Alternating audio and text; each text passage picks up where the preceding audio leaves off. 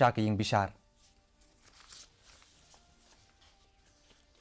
Ka Sorkar NDA hapo ka Jingïalap ka BJP. Kala sedang ya ka Jingïalap har Ghar Tiranga. Kum kadak ban rakhi ya ka jingdap nyo pusan snem ka jingla lut kari. Bat kumshi banta jong ka azadi ka Amrit Mahotsaf. Ka jingmut jong kani kalong ban pin ke imbyang ya ka mensim ri hakibriu. Bat ban pin sa priang ya ka jingtip syapang ka lama kari. Ki babun ki kinhon apo ka jala ki lapenlong ya ki program ba per kum ka jingpin sngotu pajba halor ka program kum ka jinglam lenti sya ka program ka bakongsan. Kum si benta jong ka Jingïalap ki dukot ka kinhon Central Reserve Police Force CRPF 67th Battalion. Ha ka sngi palay ki larwa ya ki jingrai idri hanan palok.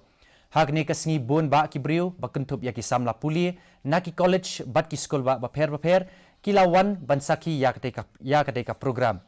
Haba ajing keren hak ni kasngi ka Sonal Mishra IGCRPF NE sector kalakot yawer ya ki nongsong snong ka jala bansi ya ka lama kari halaki ying kisam hapdeng ka khatlai bat khatsan tarik unailar ban penlong ya ka Jingïalap ka program ka bahe ha ka jo kapor ka Kisan Morcha jong ka BJP ha kasngi balang kala penlong ya ka Jingïalap pajba hanong po katay ka Jingïalap pajba Ketika Jingïalap pajba kelas dang na ka office BJP nong po bat kalakut ha ka office jong ka deputy commissioner.